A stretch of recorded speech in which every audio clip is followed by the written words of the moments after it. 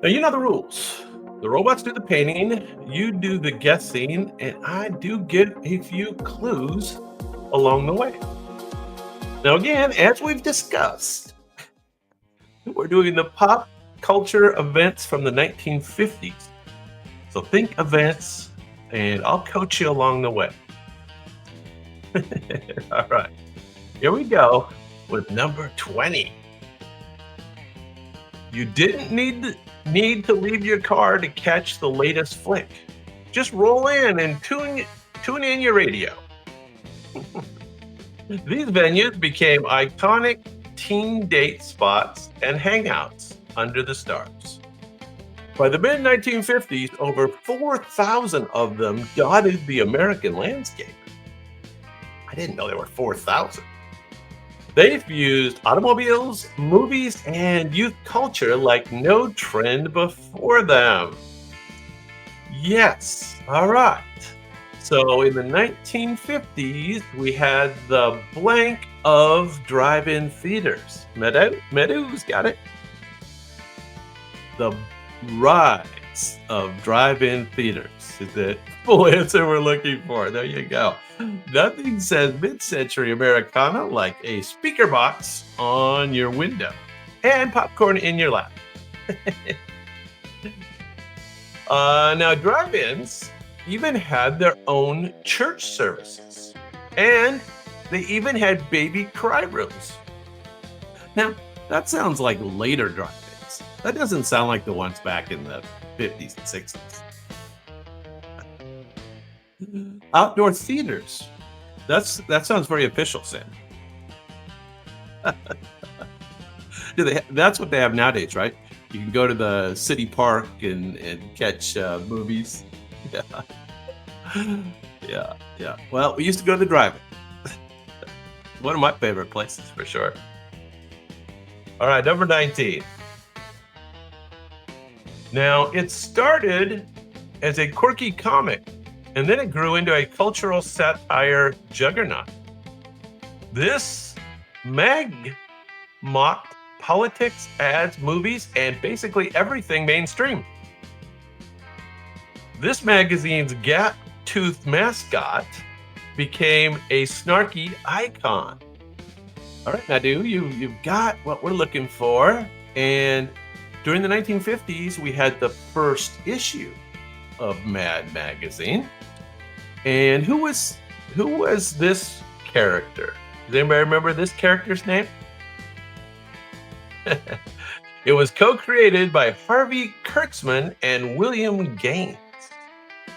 If your humor skews goofy, edgy, and irreverent, you owe it to this publication. These were the first guys. Anybody remember the character's name? It was pretty iconic. I think you'll kick yourself when I tell you. Mad Magazine was once blamed for destroying morality, which was high praise from angry grown-ups. Yes, the square people. This is Alfred? Doesn't ring a bell yet? Alfred E. Newman. Alfred E. Newman. Mad Magazine. There you go. You got it. All right. Now, this next one's kind of interesting. Now, they wore berets. They snapped their fingers at poetry and said man a lot, like I do. This is my roots. Rooted in jazz and existential angst, they were the cool rebels before the hippies.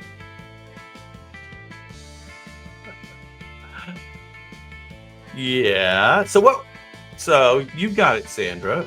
But what were those people called?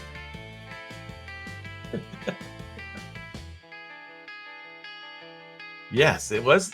I like your formal answers. The Beat Generation. That's very good.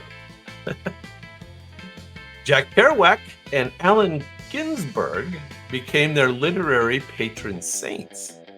Coffee houses and smoky bars became their cathedrals.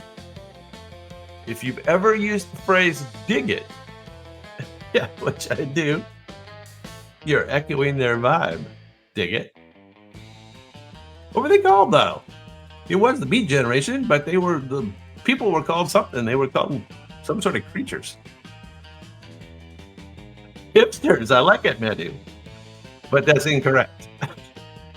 Before hipsters. These were beatniks. Beatniks. Yeah. The term beatnik was coined as a Cold War jab, linking the beats to Sputnik and suspicion. Oh, the CIA named them. Great. Okay. Next up, number 17. Here we go. I'm getting behind. This wasn't just kids programming, it was a launchpad for young talent. You know the theme. MIC KEY. It brought a smiling parade of musketeers into living rooms nationwide. Now, who were these guys? What was this? What was this called? They built a junior empire with this show's loyal fan base. So this was a TV show. So I'm looking for the debut of a certain TV show. Anybody remember? I guess we're going back a bit. I remember. Yeah. The show's fan club cards and daily roll calls were precursors to the modern fandoms and followings. And this was, of course, the Mickey Mouse Club. The Mickey Mouse Club. And I was going to ask you, do you remember one of the main first stars, Annette Funicello? Annette Funicello. Annette Funicello. Okay. Let's move on. Number 16. Got a little slow internet right now, but we'll work through it. Number 16. A restless cross-country novel that preached freedom, jazz, and wanderlust. It was typed in a 3-week burst on a 120-foot scroll of paper. He typed on a scroll. The book became a road trip Bible for rebellious youth. Critics were divided. Some called it poetry, others called it nonsense. Okay, well, I'm not seeing answers come in, but that's probably just an internet thing. So you guys are probably getting this. Yeah, Madhu's got it. Here you go. And what's the gentleman's name who wrote this wonderful book? I enjoyed it. But, you know, it's a quick read. It's a quick read. The scroll is now housed in a climate-controlled glass case. Pretty famous book. And it was typed on a scroll. On the Road by On the Road by Jack Kerouac, of course. Jack Kerouac. There you go. There he is. Jack. All right, let's see you get this one. Now I'm looking for a thing this time, okay? A thing. If you were a kid in the mid-50s, you probably wore one on your head. I have to say, I was early 60s, but I had one. The TV miniseries launched a merchandising avalanche. After Fess Parker turned the frontiersman into a household name. Yeah, I think the internet is just slow. I think you had that one, Sandra. I see your answer there. But I just saw it. So hopefully we'll speed up a little bit here. So Uh, who knows? Who knows who this is, or what show this was, and what the fashion craze was? It made buckskin chic for elementary schoolers. So close, Medu. Close. Yeah, sorry it's so slow tonight. We got some cloud cover, so that may be the reason, but we will see.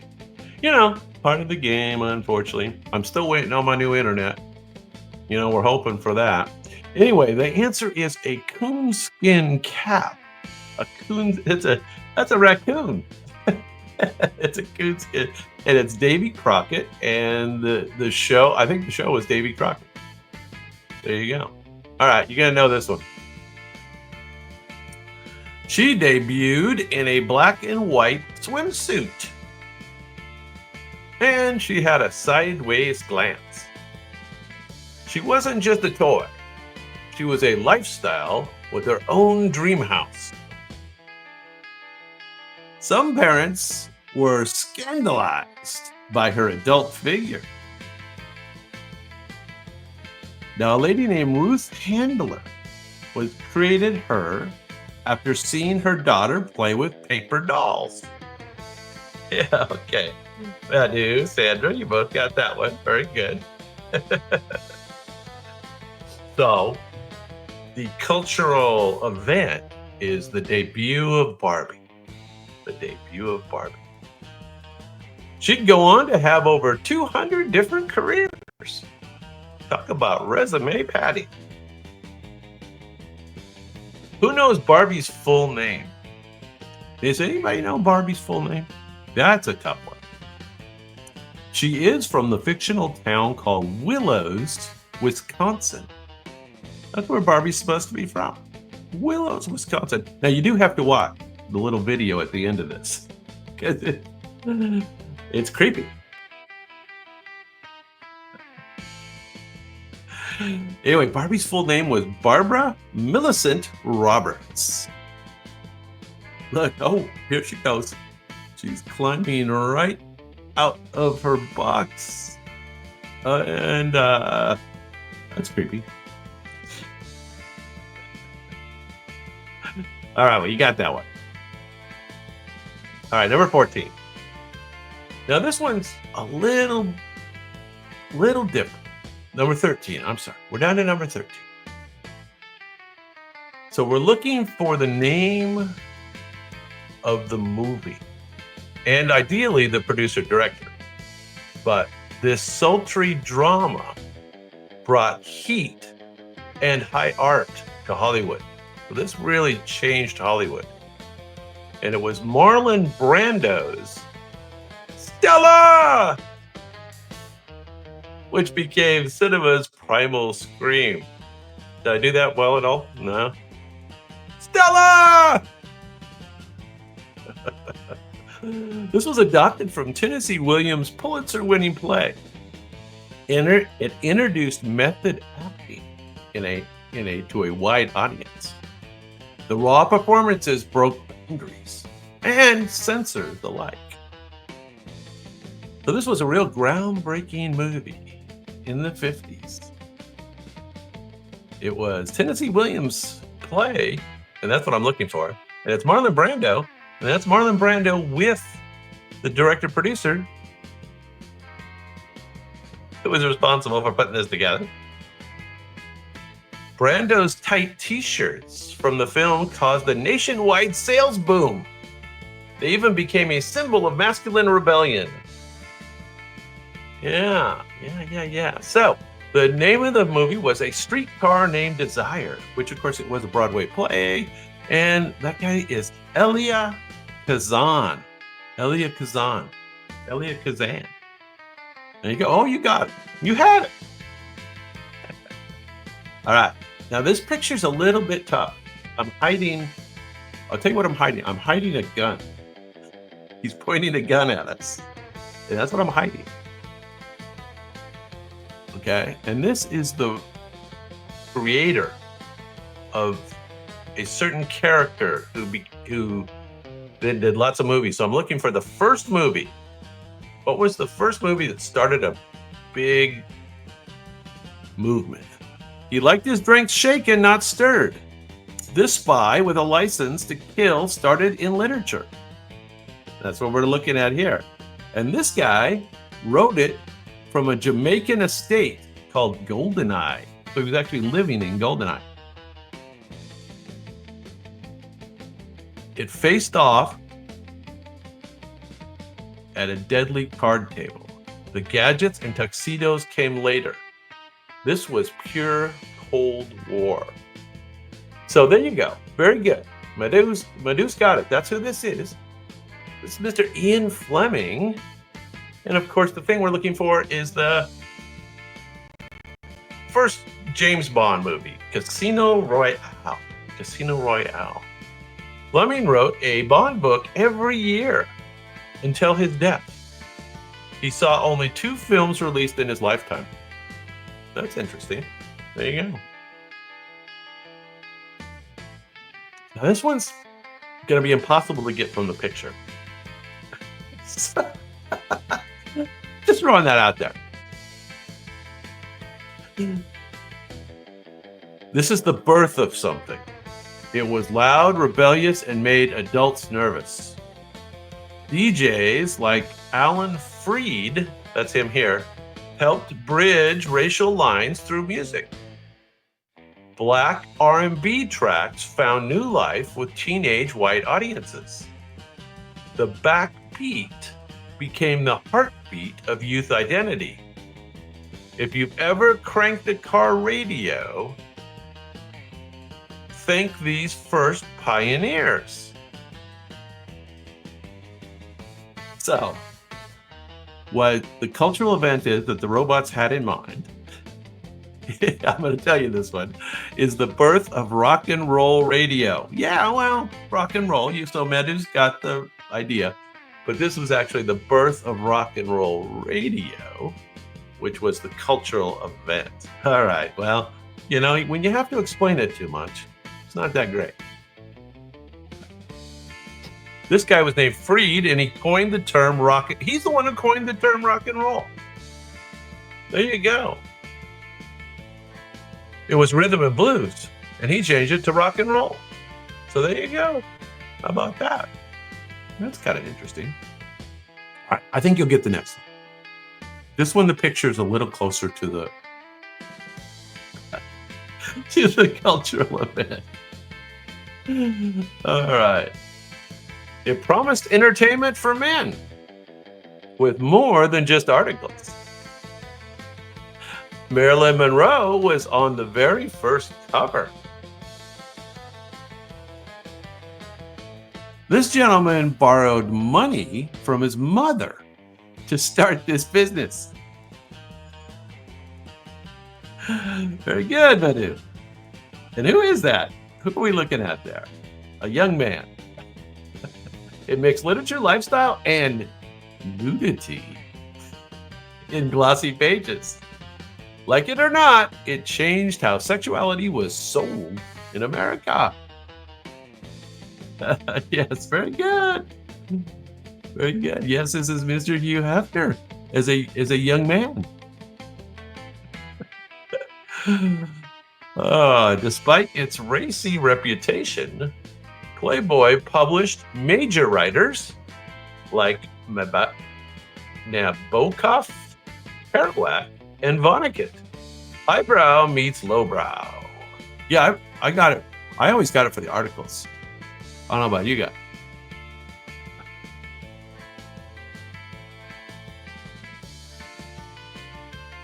Is that true? Okay. Well, you know, gotta have a reason for everything. He's laughing about it today. Look at that.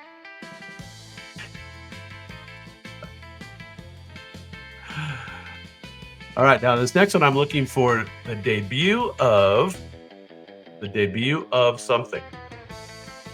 A redhead, a Cuban band leader, and a conveyor belt of chocolate. That is my favorite scene. That's my favorite scene. Lucille Ball was a trailblazer for women in comedy and TV production. The show pioneered the 3-camera setup, which is still in use today. Yeah, very good. It was the debut of the I Love Lucy show in the 1950s. Very good. And do you remember the scene that they're alluding to with the chocolate factory? And her best friend have to work on the assembly line of the chocolate. They get behind, so they have to start eating more. The Vitameat gammon bit is still one of the funniest moments in TV history. I don't know what that is. Ball and Arnaz owned their own studio. It was called Desilu, which later actually produced Star Trek and Mission Impossible. Now, I bet you didn't know that. Maybe you did. Maybe you did. There they are. Oh, look.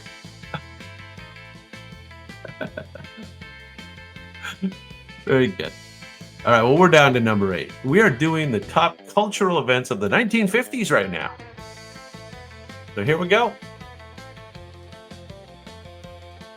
I think you'll know this one. He rose from the sea. He was born of atomic nightmares.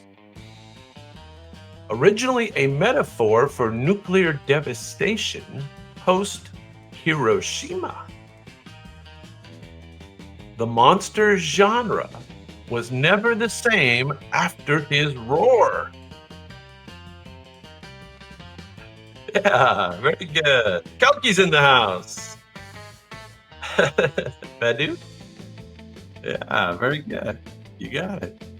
Ishiro Honda's vision made men in rubber suits terrifying. This wasn't just campy. It was cathartic cultural commentary. The original Godzilla suit, there was a guy in the suit, I guess, weighed over 200 pounds and was nearly impossible to move in. Well, 200 pounds. It took 2 people to air it out. You got to watch the little video at the end here. So the answer we're looking for is the premiere of Godzilla in Japan, 1954. There you go. That was quite the cultural event. Oh, there he is. He's on the rampage. Look out. All right. Well, that was pretty exciting. All right, we're down to number 7. So now this one's going to be the one example of the emergence of something. The emergence of something, and this is one example. Is that complicated enough? These clean-cut crooners. Rock and roll became safe and swooning with these faces. These were the safe rock and rollers. TV and 45s turned teens into market forces. Their fans bought records by the millions and screamed doing it. Now, this is not Elvis Presley, although it kind of looks like Elvis a little bit, but this was the clean cut. And this guy had a TV show with his family. How's that? How's that for a clue? Yes, he was already famous before he started singing. He grew up on the adventures of Ozzie and Harriet, one of TV's earliest sitcoms. Yeah, not Buddy. Not Buddy. He grew up on the show Ozzie and Harriet. There you go, Sandra. Very good. And can you think of anybody else that kind of fit this mold of the clean-cut teenage rocker that they tried to modify the image of rock and roll? Because the image was gritty and Elvis and black guys, you know. So Ricky Nelson, and another name would have been Fabian. There you go. All right. Number 6. On this one, we can just get the name of the show. Okay? Romeo and Juliet got a switchblade and a backbeat. It fused classical theater with jazz, Latin rhymes, and ballet. It tackled themes like race, immigration, and gang violence. The Jets and the Sharks danced as much as they fought. So, what is this show? Tonight, America and Maria became musical staples. All big songs from this show. Well, it was a Broadway play, and then it became a movie eventually. But in the 50s, it was a Broadway play. And which one was it? Which one are we talking about here? Romeo and Juliet. Tonight, America, Maria. Only in America. Only in America. The Jets and the Sharks. What?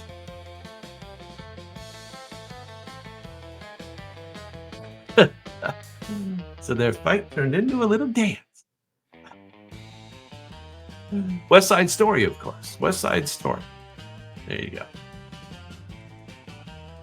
All right, now this is a actor in a movie that I'm looking for. I'm looking for the actor and the name of the movie.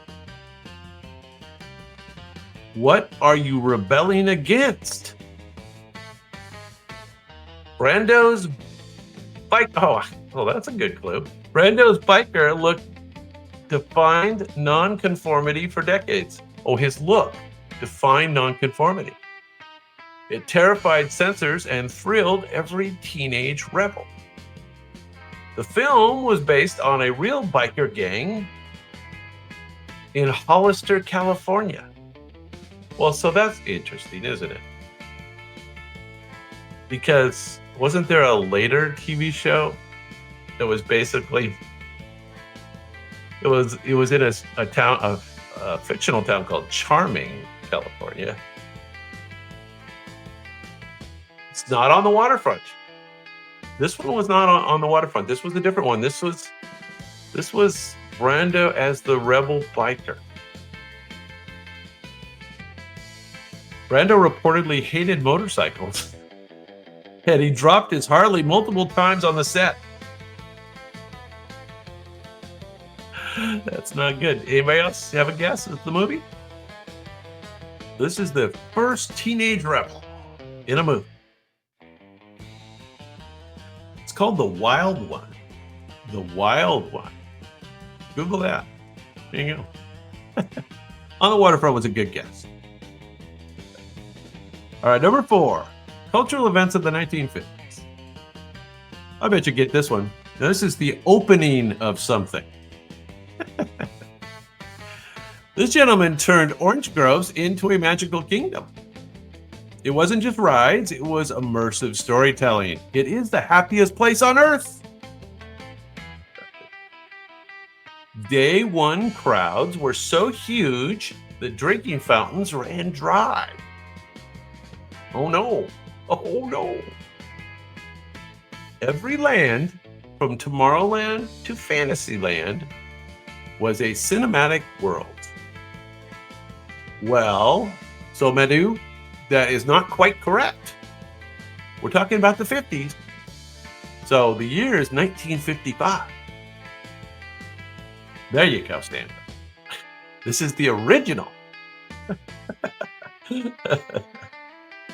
original Disneyland, of course, the opening of Disneyland is the correct answer. And ABC funded Disneyland in exchange for a weekly Disney TV show. Oh, that's right. So they donated a lot of money or invested a lot of money in Disneyland because they got that TV show, right? Cross promotion before it was cool. That was one of the first cross promotion deals, was the Wide World of Disney on ABC and the opening of Disneyland simultaneously. There you go. All right, top 3. You guys ready for the top 3 cultural events of the 1950s? I think that we all know this one. We're looking for someone who becomes a global icon. She blended vulnerability with glamour like no one before. Her image was everywhere: magazines, movies, and murals. Films like The 7 Year Itch turned her into a fantasy figure. She was more than a sex symbol, she was a symbol of contradictions. Yeah, of course, Badu. Yes. And this is the famous scene, the subway scene, right? The subway great moment is forever etched in pop culture. So there it is. So what we're really looking for is the subway scene when Marilyn Monroe first becomes a global icon. There's the full answer. That's hard to get, right? Despite her dumb blonde roles, Monroe founded her own production company, and she fought for better scripts.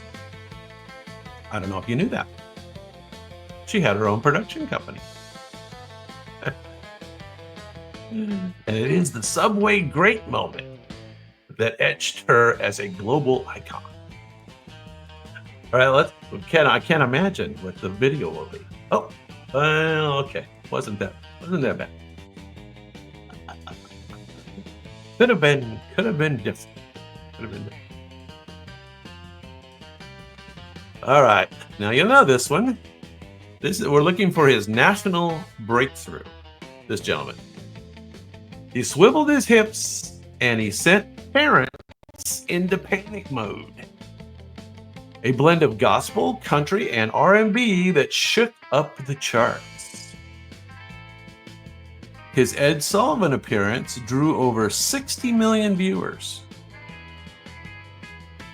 He was the faith and the pelvis of Teenage Rebellion. Oh, yeah. Now, who knows where he got his start? Anybody know the location where Elvis Presley got his start? That's where Graceland is. His recordings at the Sun Studio in Memphis helped define the rockabilly sound. Love that rockabilly, and put the South on the musical map. So kind of started with a lot of rockabilly, right? And then he kind of went into more ballads and that sort of thing. So wonder what the video will show us. Yeah, exactly, Madu. Memphis, Tennessee, home of Graceland. I think that's still around, isn't it? Graceland, it's still like a tourist attraction, I think. I don't think anybody's closed that up yet. Not sure. There he is. Elvis Presley's national breakthrough, 1956, is a cultural icon. There he is. All right, number one. So, what do you think was the number one cultural development of the 1950s? Well, it was a little box that changed the world one channel at a time, and literally one channel. By the end of the decade, it was in nearly 90% of U.S. homes. By 1960, it was in 90% of U.S. homes. It made stars, it sold product, and it brought the world into your living room. Sandra, very good. Donkey, I like your answer. Doctor Who, of course. The rise of television as a dominant medium. How's that for a complete answer? TV dinners and living room sofas were redesigned around it. Yes, they were. So these people need TV trays, right? Everybody needs their TV trays. Who had TV trays? Who had TV trays way back in the day? The 1950s weren't just televised. They were defined by television. Early TV shows had live commercials. Did you know that? Which was awkward for flubs and all that stuff. But watching the flubs was kind of part of the show. All right. Well, so you got the idea of these cultural icon things, right? So we're going to do two more routes later on. Let's do a quick intermission. Let's let's look at a lightning round of the top 20 stars of Hollywood's golden age. So both men and women. I think they go one after. I think women first, and then the men. Anyway, two. You got 2 minutes. Let's see how many you can get. I bet you do a lot better at these. And I will start this one up.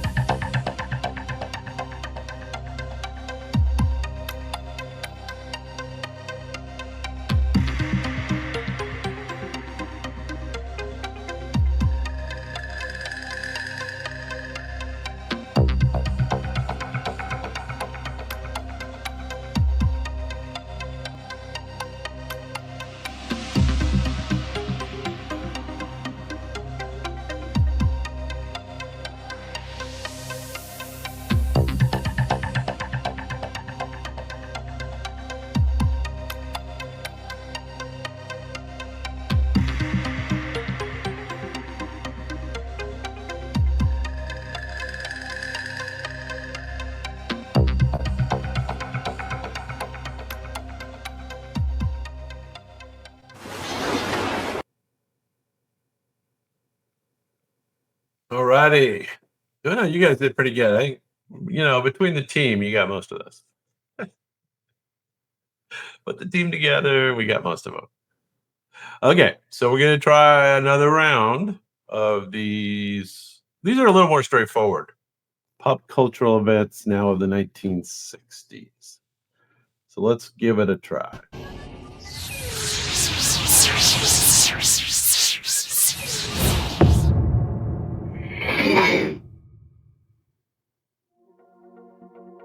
Now, y'all know the rules. The robots do the painting, you do the guessing, and I try to confuse the heck out of you with a few clues along the way.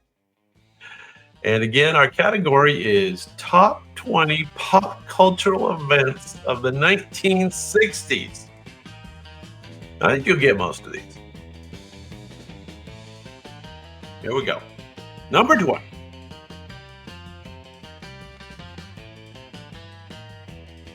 Now, this one started with four mop top lads stepping off a plane in New York.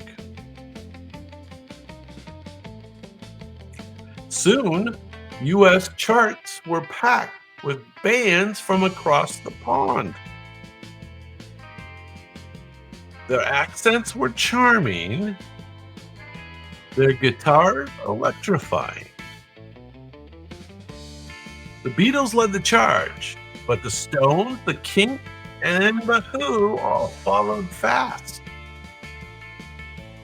So no, we're not looking for the Beatles. We're looking for the cultural event. It started with the Beatles, the Stones, the Kinks, and the Who. What's it called? No, not the Monkees. I'm not looking for a band. I'm looking for a cultural event.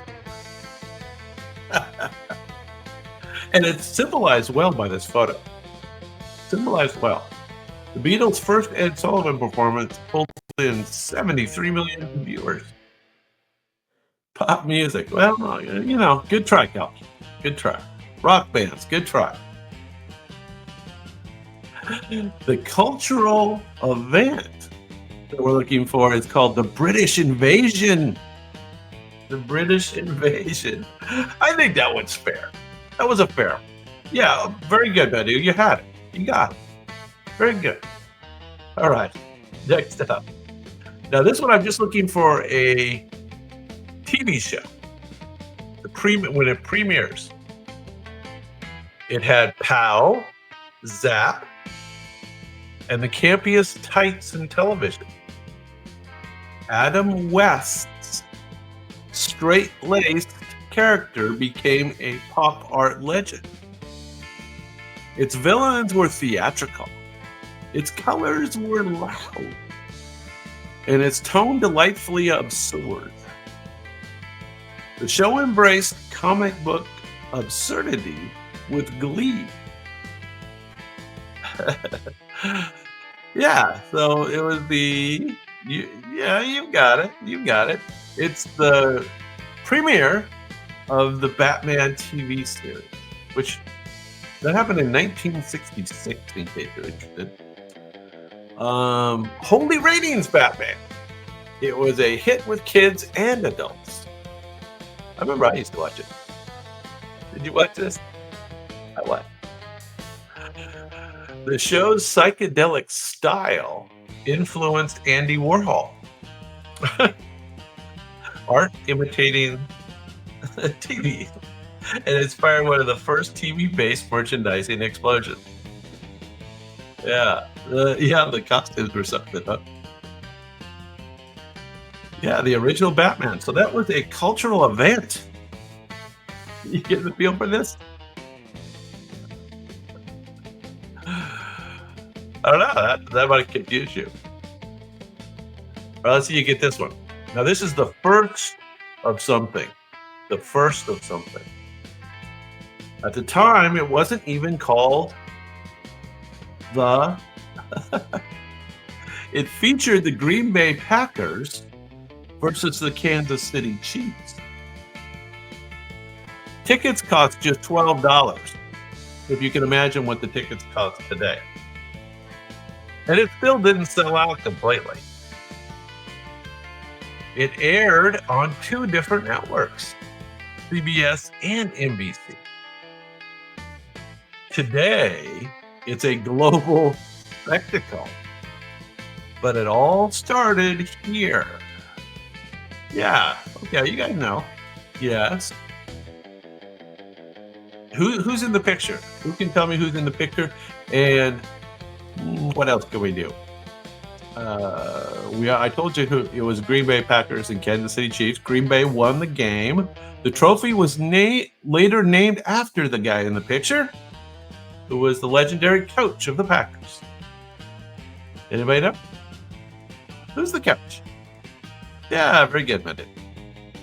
Vince Lombardi. So, big cultural event, and I think it's held up over time. The first Super Bowl was played in 1967. 1960. There he is. He's happy. All right. All right. Cultural event. Now, this is somebody who became the face of fashion. She had a pixie haircut and oversized lashes. And she only had a 31-inch bust line. No Sydney Sweeney here. No good jeans. London Scene crowned her as its teen queen. Very good, Sandra. Twiggy making her second appearance in a row on Dave's After Dark. Who'd have thought? Who'd have thought? She was in our Supermodel program, obviously, and now she is actually a cultural icon of the 1960s. She's big time. Fashion never looked so futuristic. You're correct, Twiggy. Twiggy was just 16 when she became an international cover girl. Proof the 60s loved to shake things up fast. Can you imagine she was only 16? A lot of those models are very young, right? When they start. I think they've got started to get away from that, right? Because they're getting in too much trouble. The drug addicts, by the time they're 17, it's not good. It's not a good thing. There she is, Twiggy. All right. So cultural event, most impactful cultural event. We're looking for a person's breakthrough. This person's breakthrough. She sang with unmatched power and looked nothing like a Hollywood mold. From funny girl to Grammy sweep, she dazzled. TV specials and Broadway sold out with her name. Critics praised her pipes, but fans adored her chutzpah. Chutzpah. Am I saying that right? Chutzpah. She made vulnerability a superpower. Yeah, Sandra, you got it. Very good. She made vulnerability a superpower. Streisand's 1968 Oscar was tied with Katharine Hepburn. Oh, she tied. She tied for her Oscar. That's weird. Did you know that? She tied with Katharine Hepburn, one of the Academy's rare ties. Oh, politics. Politics. There she is. Barbara Streisand. Definitely a cultural phenomena from the 1960s. There she is. Babs. All right. Well, that takes us down to number 15. Sticking with music. Now, they traded suits for psychedelic uniforms. So we're looking for an album. This album was so culturally impactful that it made our list. Studio wizardry, surreal lyrics, and sitars. Sitars. Was that saying that right? Sitars. The cover art had more icons than a history book. It is still hailed as one of the greatest albums ever made. No, it's not Yellow Submarine, although was Yellow Submarine on the album? Perhaps. I don't think so, though. I think Yellow Submarine was earlier. Yellow Submarine was a single, I know. There you go, Sandra. That's what we're looking for. Greatest. I never knew that people thought it was one of the greatest albums ever made. It was the Beatles, Sgt. Pepper's. Do you have the full answer? Sgt. Pepper's. Sgt. Pepper spent 27 weeks as number one in the UK, longer than most bands' entire careers. It is Sgt. Pepper's Lonely Hearts Club Band. The full answer. Yeah, very good, Sandra. You had it. I can see you had it.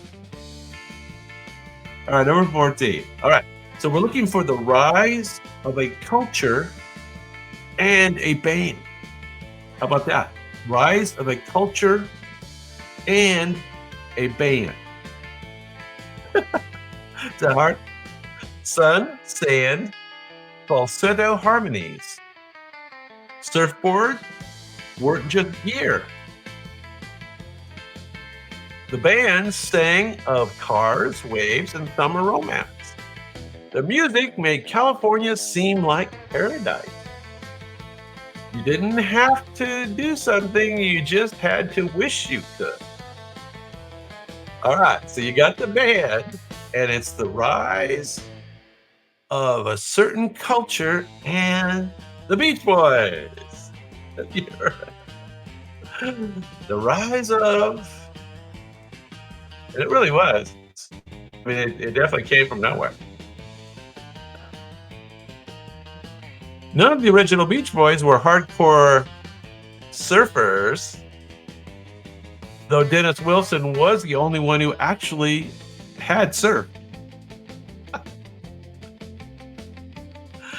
So the rise of surf culture is what I was looking for. The rise of surf culture and the Beach Boys. There they are. Yeah, that's very good. All right. You know, the tough category. All right. So now on this one, I'm looking for an artist and a movement.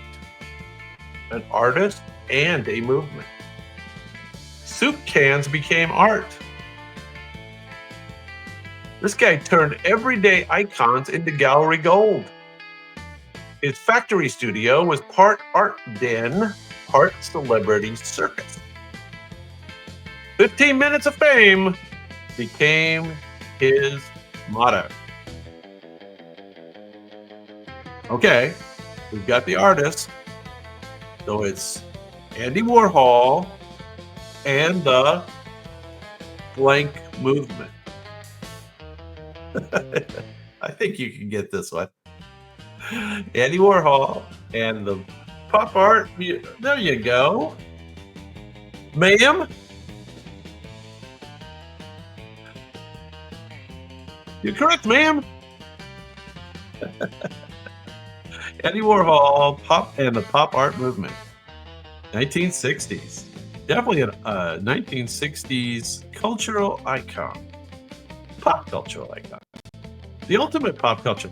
Almost defining pop culture. Warhol's original Campbell Soup paintings sold for over $100 a piece. Guess how much they go for today? He sold those for $100 each. Today they go for millions. Yeah. That's kind of the definition of pop culture. And it's right in the middle of our game. No, that was number 11. Or number 13, I'm sorry. Now we're down to number 12. And I'm looking for a certain movie that ushers in New Hollywood. This movie ushered in New Hollywood. Bank robbers with style. The violence was shocking, but so was the fashion. It helped end the reign of the Hays Code censorship. There you go. That was the movie. And it ushered in New Hollywood. It was thought of as like a turning point for Hollywood movies, which is cool. Kind of getting away from really a lockstep thing with this Hays Code censorship. And who are the two stars? Big names became bigger stars even after this.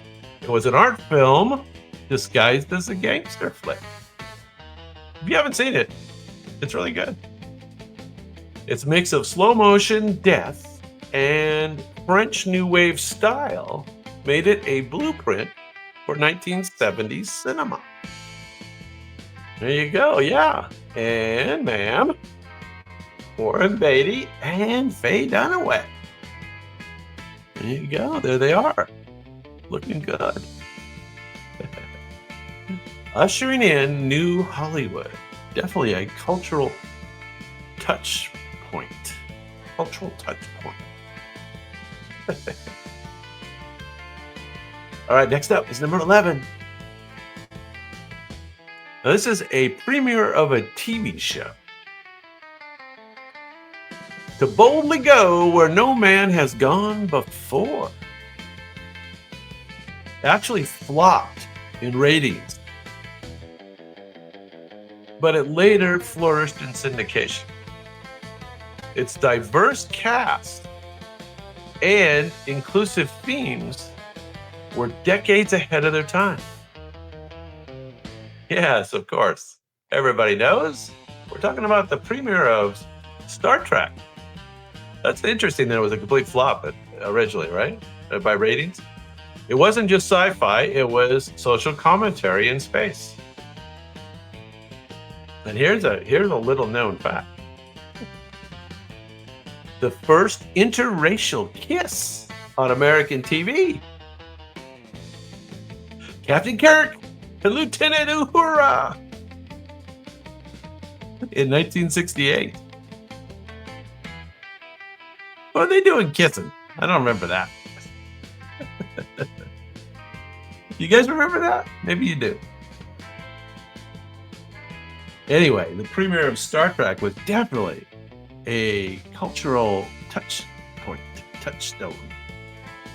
Yeah, there you go. We are doing the top 20 most impactful cultural events of the 1960s. And we're down to number 10. We're doing the top 10 now. Here we go. Now, this is a certain gentleman and a certain thing he did. A sea of people gathered in Washington, D.C., but millions more watched on television. It was televised. This speech electrified the civil rights movement. It turned a powerful moment into a lasting symbol. His words were poetry, prophecy, and a political punch all at the same time. So, yes, it's Martin Luther King Jr., and it's not the Million Man March. No, that's something different. That's something different. That was Louis Farrakhan like 20 years later. 30 years later. Yes, ma'am. Ma'am. Only the facts, ma'am. Only the facts. Martin Luther King Jr.'s I Have a Dream speech, which was televised. And this was all the way back in 1963. The networks didn't initially plan wall-to-wall coverage, but the public demand made it unavoidable. And it sold a lot of toasters and stuff. There you go. There you go. All right, we're down to number 9. Now, I want the artist, but I want the special thing he did at this concert. Okay, artist, and then something special that he did at this concert. The folk purists were horrified. He traded drums for snarling guitar riffs. His lyrics stayed sharp, but the volume went up. Like a Rolling Stone became a generational anthem. All right, so we know who it is. We know who it is. This is Mr. Bob Dylan. And what did he do at this particular concert? Yeah, Sandra. So yes, Bob Dylan goes electric at, anybody remember the concert? It was pretty well known. Dylan's electric set was just 3 songs long. So he only plugged in for 3 songs. Short, loud, and legendary.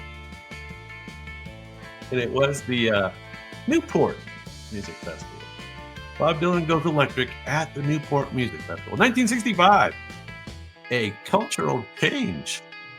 Most impactful cultural event. There you go. There he is. Going electric. And he's got fireworks too. Well, there's that. All right, now this is a thing. This is a description of something. It's a feeling. It's a culture. It's a culture. Over 100,000 young people flooded San Francisco. They came for peace, love, and maybe a little LSD. Music was the glue, with Hendrix, Joplin, and Jefferson Airplane on stage. Okay, so it was the hippies, but this I'm looking for what this cultural phenomenon was called. Haight Ashbury is great. That's a location that's where part of this cultural phenomenon happened. Haight Ashbury became the epicenter of counterculture. It was beautiful, chaotic, and totally unsustainable. The whole thing was partly sparked by human being. Think rave meets philosophy seminar. So this whole thing was called in San Francisco, where all the hippies came together. They listened to music, peace, love, drop some acid. Ma'am! Ma'am for the team. It is well, our children's good too, Sandra. But it is the summer of love. You are correct, man. All right. Now this one's gonna be hard. So this is something that undergoes a change. A change. Forget the biff, bam. The shadows were coming. Creators started exploring somebody's psychological side. The Joker got scarier and Gotham got grimmer. This is a pivot, paved the way for later on the Dark Knight as we know him today.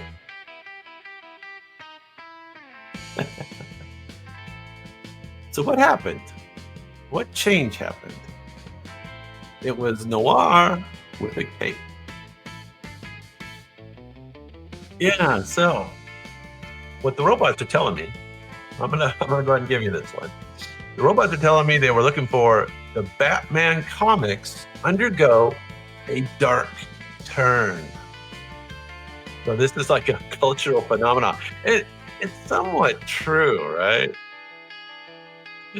Denny O'Neil and Neil Adams led the charge, turning Batman into a brooding detective again. So really going back with roots, the original Batman comics, right? There you go. There they are.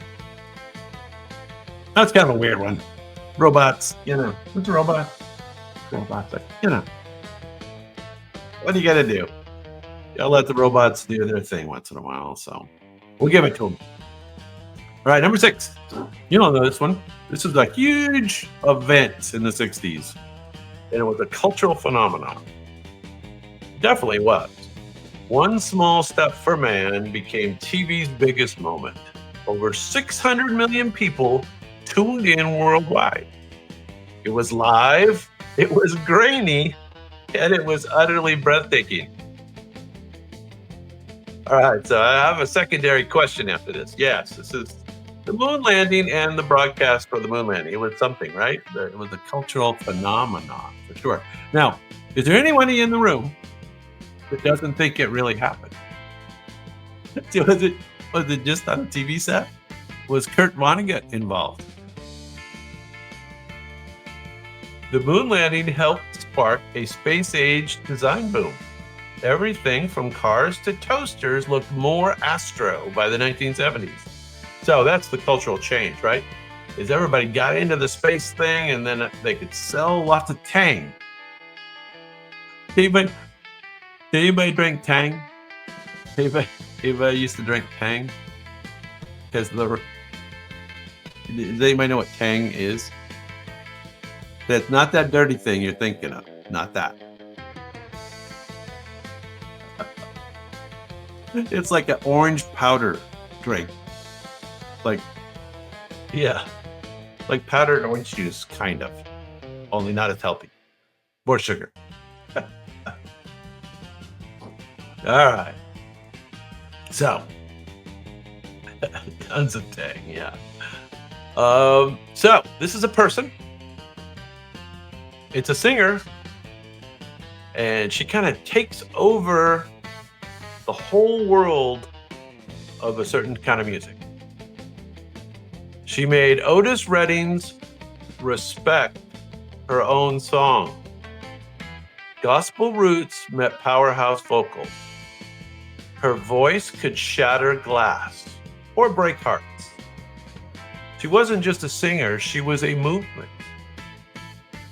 She spelled out what a generation demanded. Yeah, very good. You guys knew that one. Not Janis Joplin. I love Janis. Ma'am and Madhu. Yeah, and Doctor. You are all correct. Hey, Doctor, I forgot to say hi. Good to see you. As you know, it's always good to have a doctor in the house.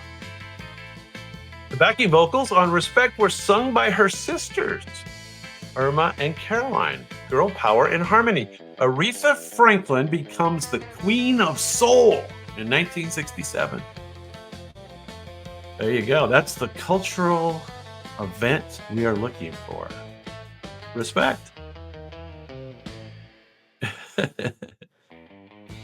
Yeah, ma'am's on fire. All right, we're down to the top four. Down to the top four of the 1960s now. We are doing the 60s still. Now this one is a little bit similar to another one we had, but we want to do something different. We want to do the rise of something and the movement. The rise and the movement. Tie-dyes, sit-ins, and peace signs took over campuses. LSD met Eastern mysticism in a cosmic mashup. The establishment was out. The age of Aquarius was in. It wasn't all flowers. There was deep resistance and unrest. They didn't just rebel, they reimagined society. So, yeah, this is the other way to describe. Okay, so like the Summer of Love was one event, or Woodstock was one event within this rise of. Yeah, okay. So, yeah, I don't know what the robots are looking for. The rise of counterculture and the hippie movement. There you go, 1960s. Who was the main proponent of picking LSD? Anybody remember that? Turn on, tune in, drop out. What he used to say. It became a mantra, though he later regretted a certain part. Anybody remember who used to say that? Tune in, turn on, tune in, drop out. Yeah, Sandra, very good. Timothy Leary is correct. All right. Now, this is a certain band's appearance on a certain show. You should be able to get it just from that. 3 songs, 4 boys, 70 million viewers. It wasn't just music, it was a cultural shockwave. America screamed and never quite stopped. Yeah. I think you got the whole answer there for it, ma'am. Just the facts, ma'am. Even Ed looked a bit dazed by the hysteria. Haircuts changed, So did everything else. CBS's switchboard was overwhelmed the next morning with calls asking when they'd be back. How about that? And of course, by now, we all know this is the Beatles' appearance on the Ed Sullivan Show. Anybody remember what year it was? Anybody remember? And it was interesting. The CBS switchboard was overwhelmed, not with complaints, but with questions of when they'd be on again.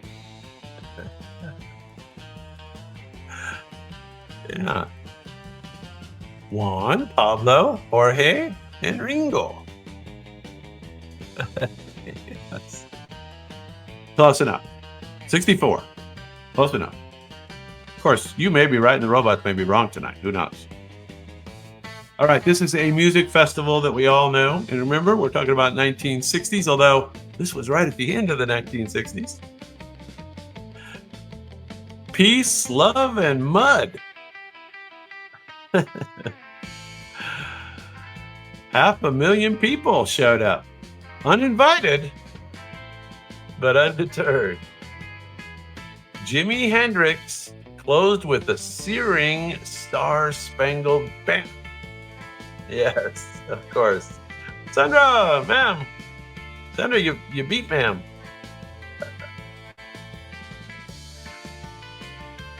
Food ran out, rain poured down, but the music never stopped. It was the 60s distilled into 3 wild days. Organizers only expected 50,000 people. Oops, it became a free concert by default. So, we've talked about before the documentary. It's not really it's almost like a feature movie on the Woodstock. If you haven't seen it, it's awesome. It's for great music, and it gets the whole vibe of the whole thing, and you almost feel like you're there in the mud with them. The documentary is that good. If you haven't seen it. Woodstock Festival is, of course, correct.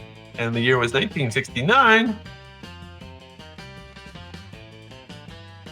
And it was on that guy's farm. Yeah, that was weird.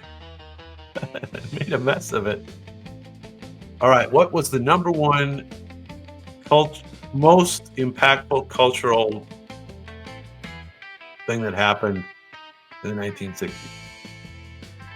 Who knows?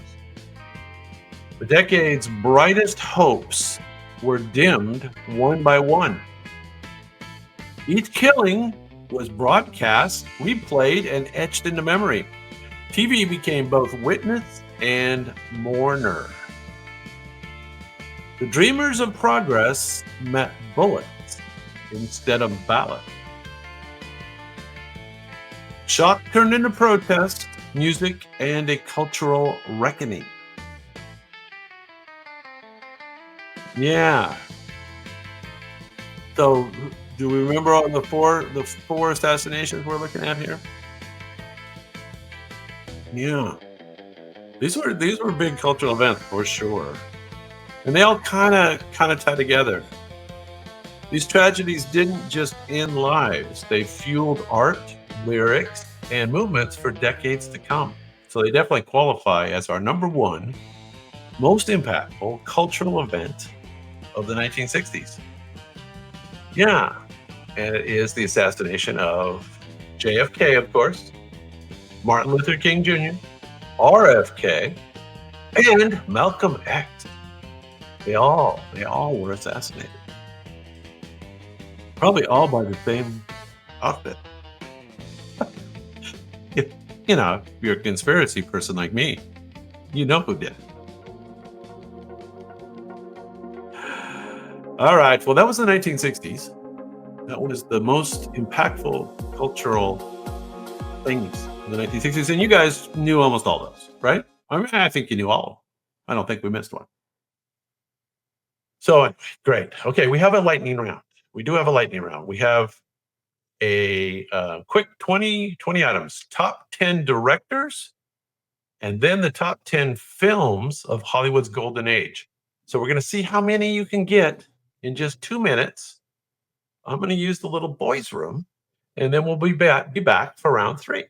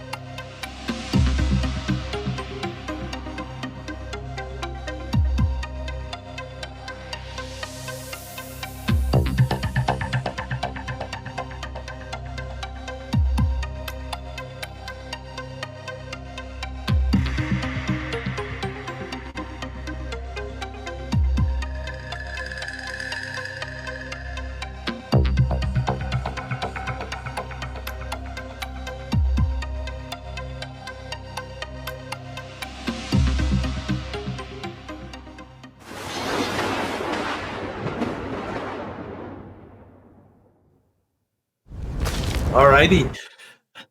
Hey, I'm back. You guys got all those between the team, right? I like Madhu's senile rather than the meal. I like that one. Yeah, all right. Between the team, I think you guys got all that stuff. So very good. You guys ready for round three? Round three. Now remember, it's a little different than usual. We're looking for answers that are more like rise of, emergence of, debut of, cultural events, and I'll try to give you a hint a lot when we get into it. So let's do round three. What the heck? What the heck? We're this far into it.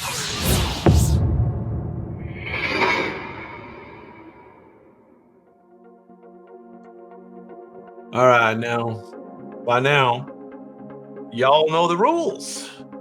The robots do the painting around here. That means you do the guessing, and I'm the one who gives the clues.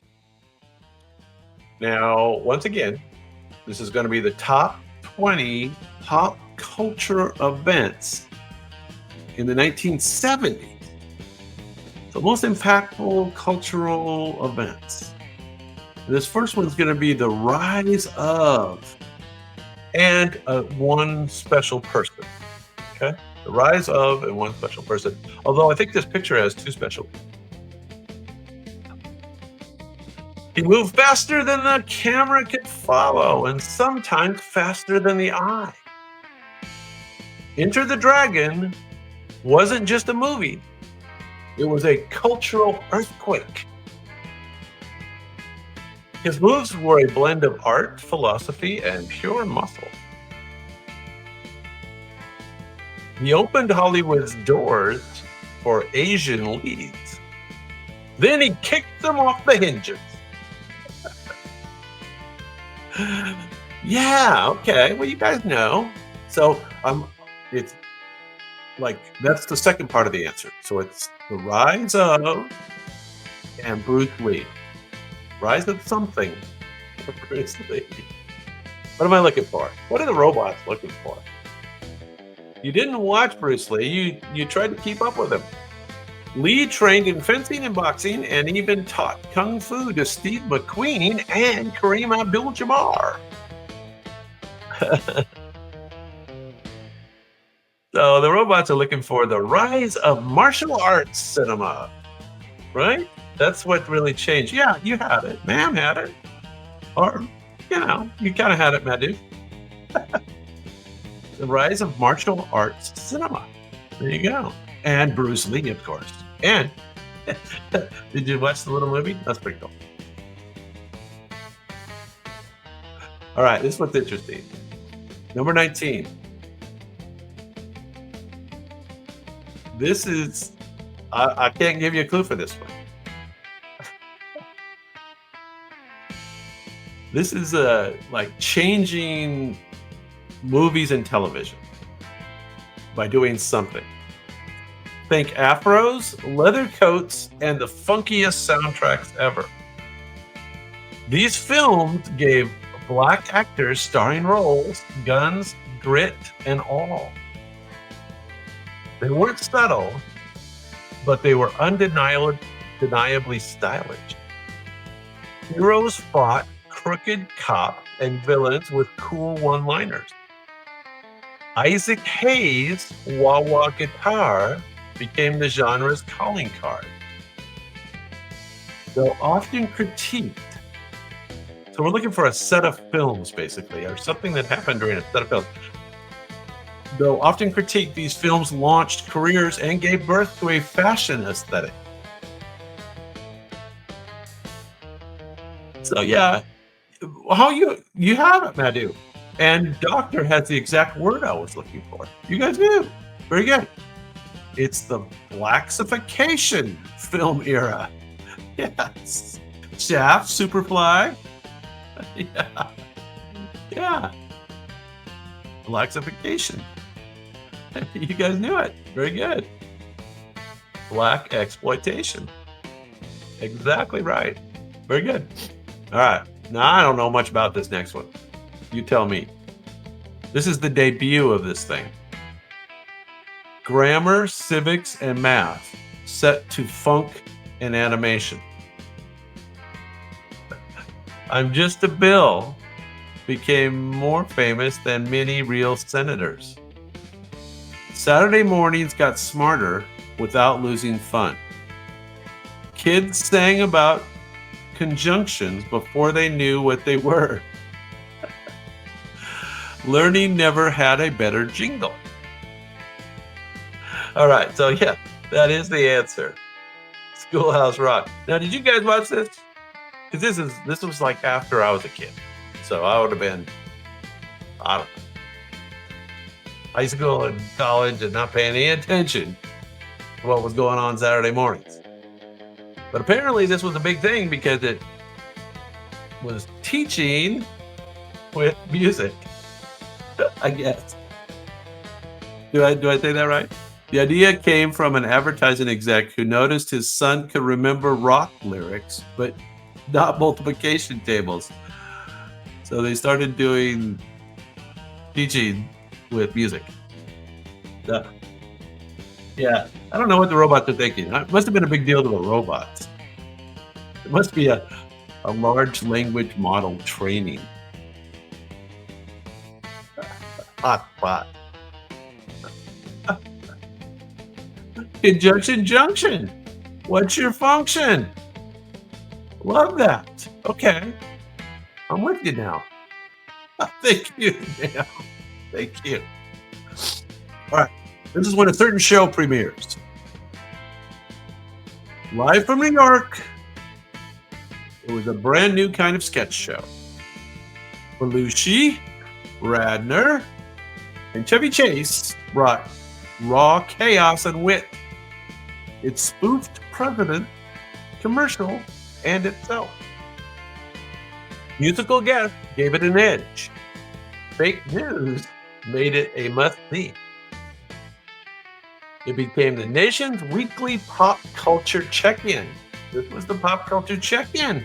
So there you go. Everybody knows. It was the premiere of Saturday Night Live. Saturday Night Live. Anybody know the year? Who knows the year when Saturday Night Live premiered? It was the year before I graduated from high school. I will tell you that. Lauren Michaels once offered the Beatles $3,000 to unite live on the air. 3,000? That doesn't sound like enough even back then. Yeah, Doctor, you are correct. It is 1975. 1975. Saturday Night Live premieres. There they are. Bunch of jokers. Belushi. All right, now we're looking for the game and the company that makes the game.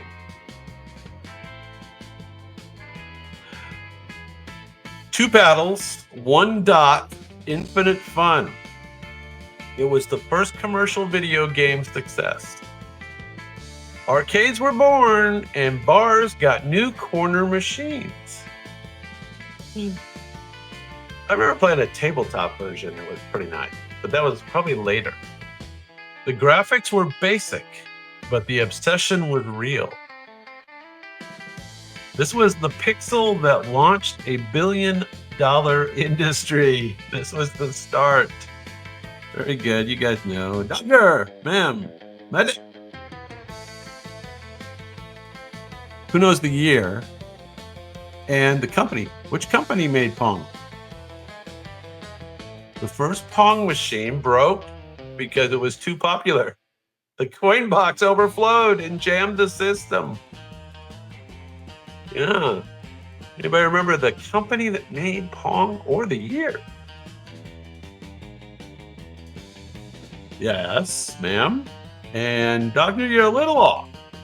It was all the way back in 1972. 1972, Atari releases Pong. All right.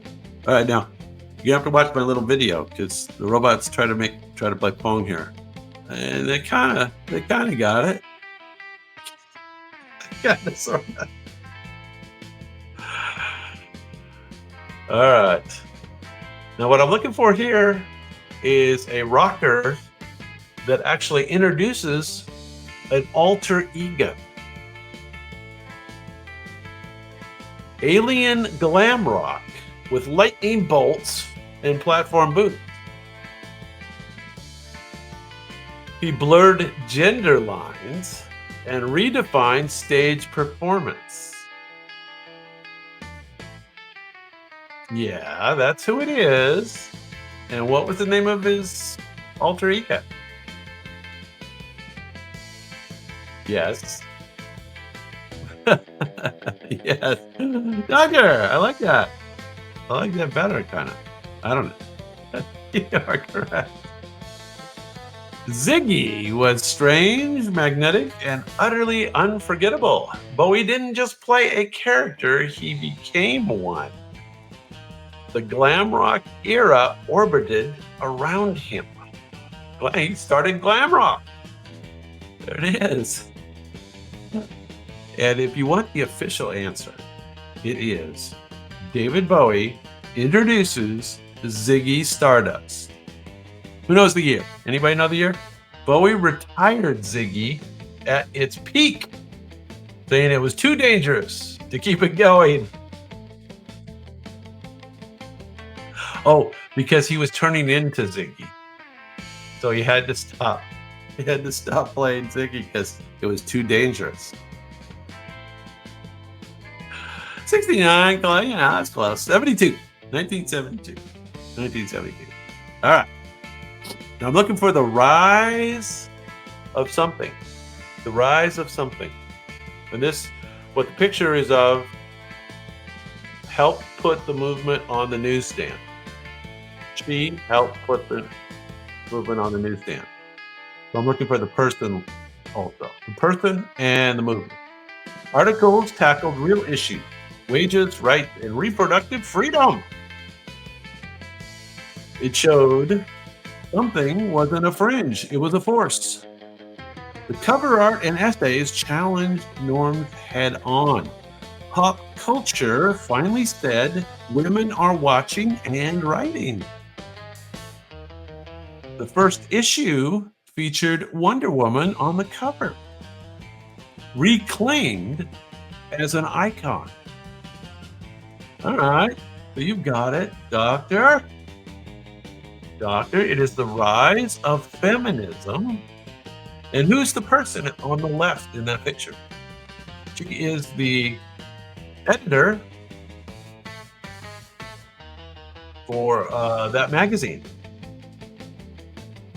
That kind of helped, and not Cosmopolitan. That's a good guess, but Cosmopolitan kind of followed this magazine. It's right there on the wall. Yeah, Gloria Steinem is correct, Doctor. It is Gloria Steinem, and the magazine was Ms. Magazine. That started the whole term, Ms., didn't it? I think that's what started it. Yeah, there you go. All right, so we're looking for the roots of something. The roots of something, and the band helped start the root.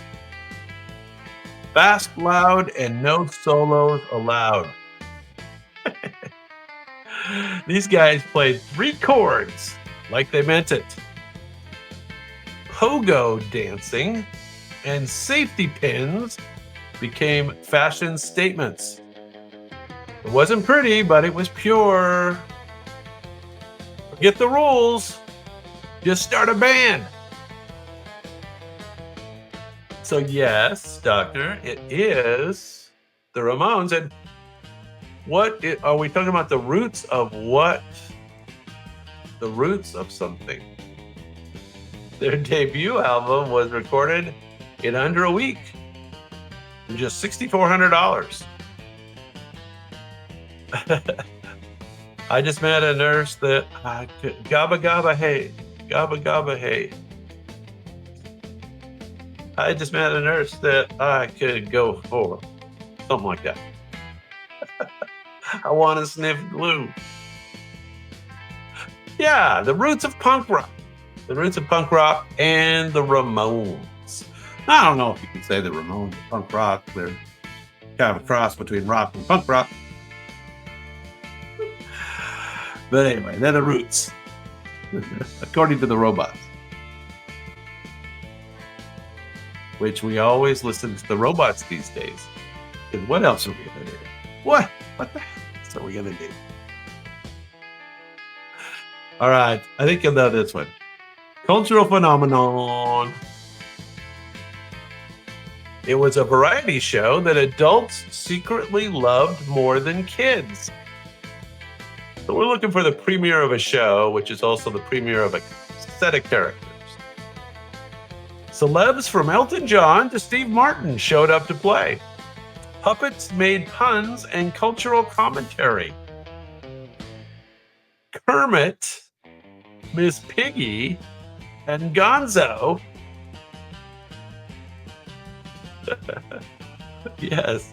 Yes, this is the Muppets, of course, Doctor. You are correct. And so what would be the premiere? That very good. And Doctor, I appreciate getting the guy in the middle. That was good. Jim Henson and the Muppets.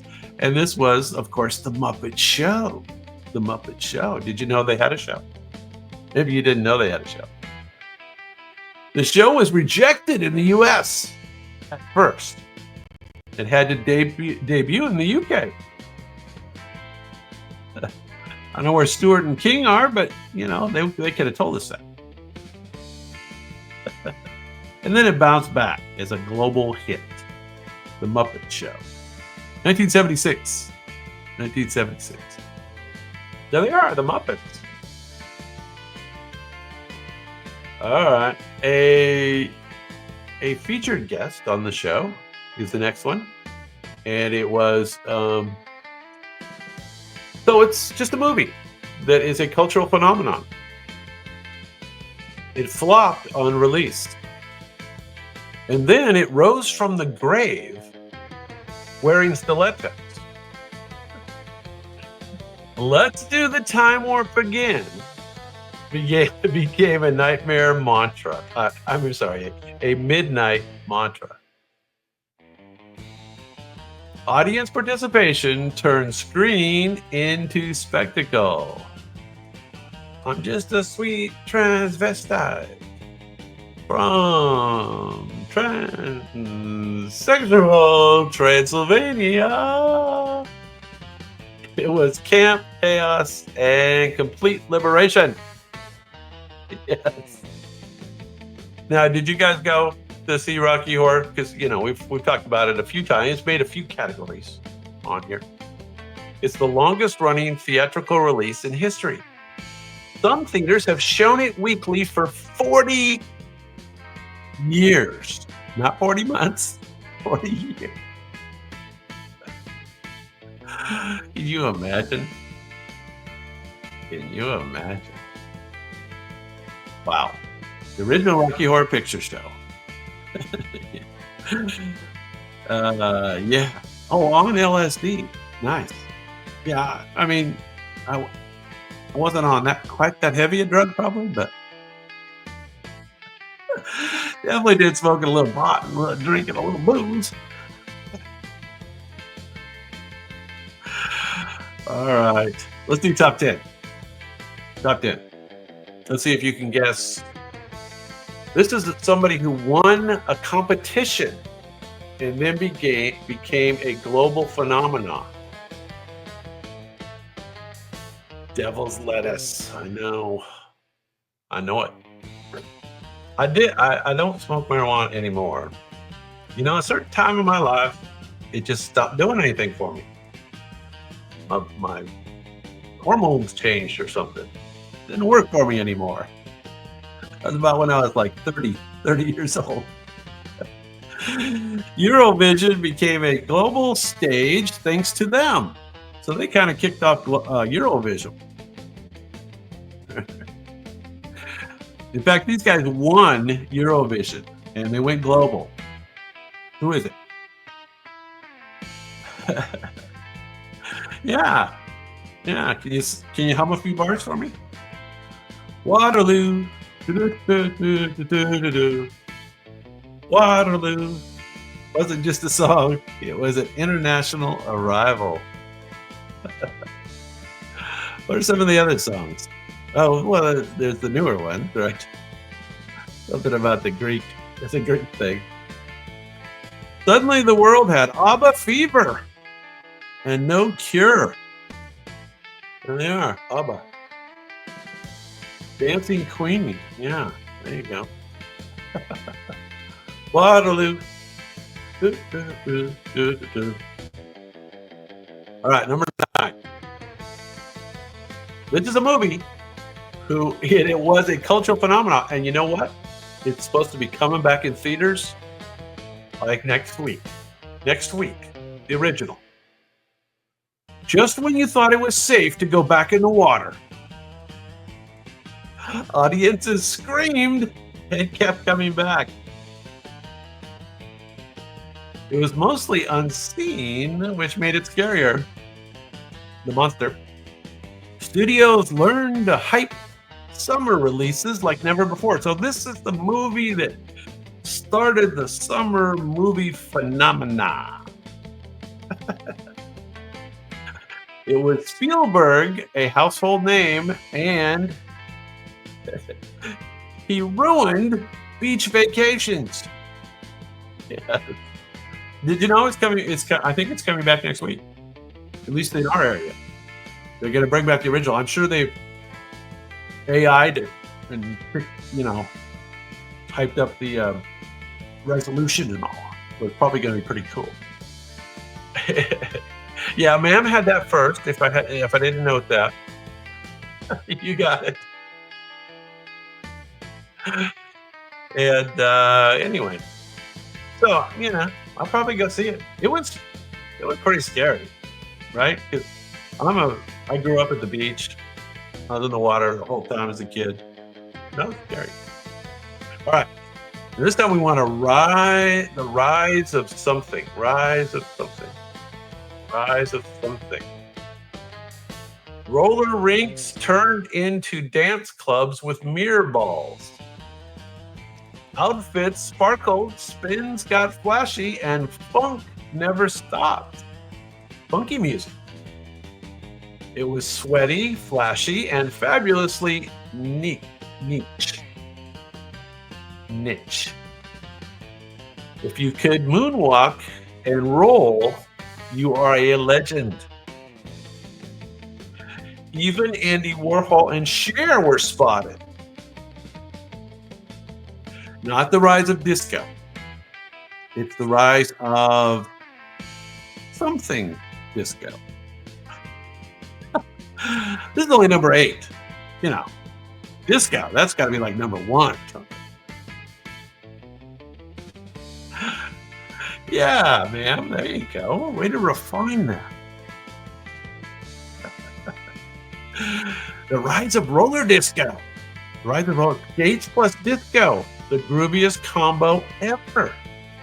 Even Andy Warhol and Cher were spotted roller discoing at Studio 54. Yeah, because of course they were. Of course they were. Yeah, that disco may show up still. I mean, we are in the 70s, so we're only on number 7. So number 7 is a convenient number for this one because 7 is part of the answer. Okay? This is a comedian and something. He said what you weren't supposed to say on stage loudly.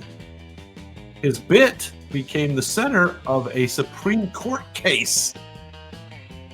It questioned censorship and cracked open late-night comedy. He was both clown and philosopher. So, Madhu, you almost have it correct there. Like, in some ways, yeah. In some ways, I like your version a little better. It is George Carlin. You are correct. And it is the 7.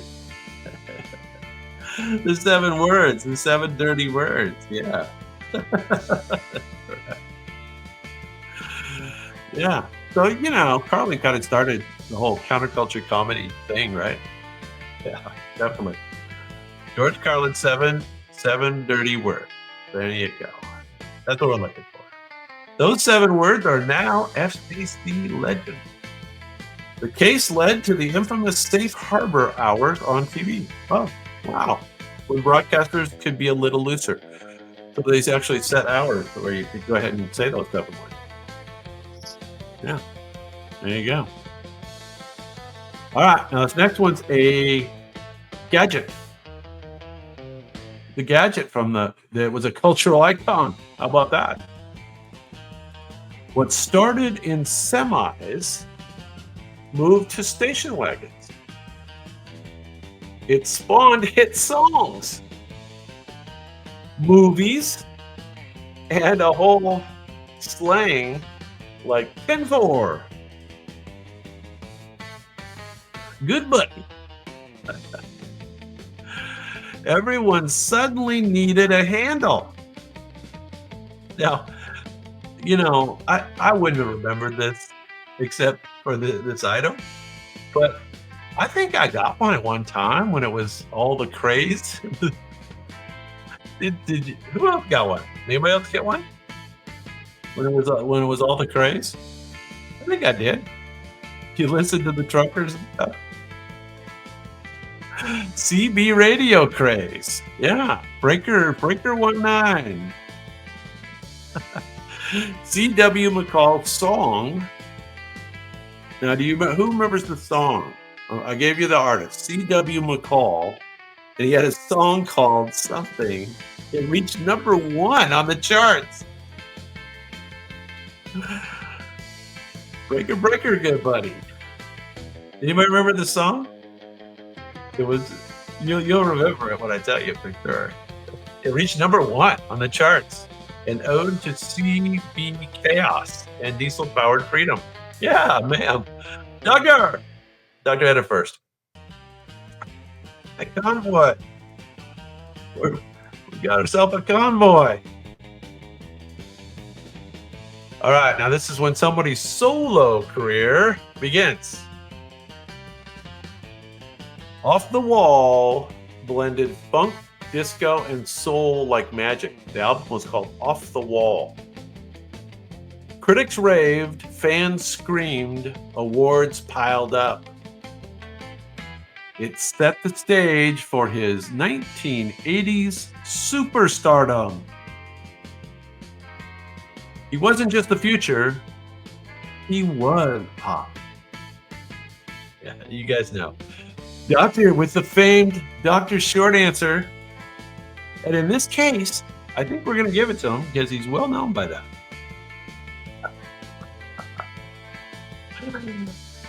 We'll give you partial credit too, Matthew.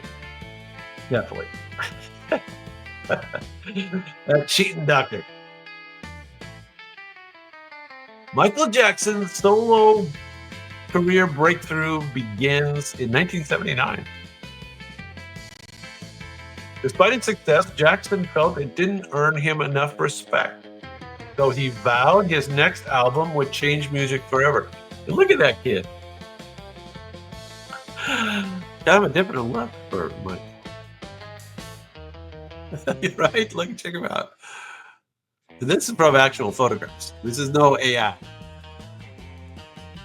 Yeah. Off the Wall. There you go. Sendra's got the you got the vinyl? You got the vinyl or the CD? All right. Number 4. Now we're looking for the birth of something. The birth of a musical movement. Okay, I'm going to give you that. And bonus credit if you can name the location, because it's kind of part of lore, music lore, this location. A Bronx party, a DJ, and a beat that never stopped. DJ Kool Herc, am I saying that right? Herc extended break beats and made the crowd move. It wasn't just music, it was a movement. MCs, breakdancers, and graffiti artists followed. This movement's seed was planted and grew globally fast. So yeah, you guys got it real fast. Menu? Doctor? So it is Bronx. Does anybody remember the... So what's interesting is the actual address is part of the lore. Does anybody know the actual address where it started? There's a building where they used to get together in this basement club. The building is now recognized as a historic hip-hop landmark, proof that even parties can make history. So yeah, I guess you had to be there. 1520 Sedgwick Avenue. Learn something every day on Dave's After Dark. All right, top 3 cultural touchstones of the 1970s. Most impactful cultural event. A galaxy far, far away took over this one. Lightsabers, Wookiees, and the Force became everyday vocabulary. George Lucas used samurai films, space opera, and mythic arts. It launched the era of the mega franchise. This is the beginning. This is the beginning. Moviegoing was never the same again. Yes, of course. Who knows the year of the first Star Wars premiere? Star Wars premiere is, of course, the correct answer. Merchandising rights were considered worthless until they made Lucas richer than the studios. So, when they looked at the contract, they said, merchandising rights, we don't care. He kissed his sister. I know, there is that. There is that. 77 is correct. Ma'am. Just the facts, ma'am. Only the facts. Anybody remember that show? That was from the 60s. Just the facts. Jack Webb. Yeah. All right, top 2. And so this one, I'm looking for the music movement and a particular club. Glitter bass lines and velvet ropes ruled the night. Donna Summer and the Bee Gees and Chic ruled the airwaves. This movement infiltrated fashion, film, and even fast food ads. The beat was nonstop until the backlash hit. This movement definitely came to an end, didn't it? This club once had a horse on the dance floor. And someone literally skied into the club once. Yes, okay. We have all the answers on the board. Let's try to sort it out here. Madhu had the disco. Doctor has the Saturday Night Fever. Who's the actor there? Who's the dancing fool? And Madhu also had the Studio 54. And Sandra has the complete answer, Disco Studio 54. So, it's a solid team. Solid team. Very good. And it is Travolta, Mr. John Travolta. I had a buddy who was really into disco. Still a good friend. And his name was Vic. So we used to call him Vic Revolta. Vic Revolta. He was so into disco. All right. So this one's interesting. So I'm looking for the birth of a modern movement. I don't know how to describe this. You're just gonna have to guess. Gossip, not glossy, and suddenly felt like journalism. This magazine brought stars' private lives to checkout aisles. So it's about a magazine. Profiles were personal, not just promotional. It created fame out of relatability and visibility. Stardom became a 24/7 business. Okay, so People magazine is part of the answer for sure. So, what did People magazine represent when it became so popular? What was what part of culture did it bastardize?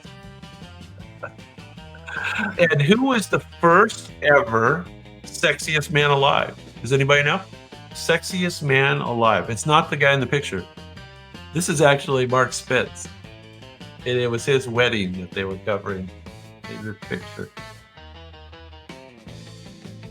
But so People magazine, and it's the birth of modern celebrity and tabloid culture.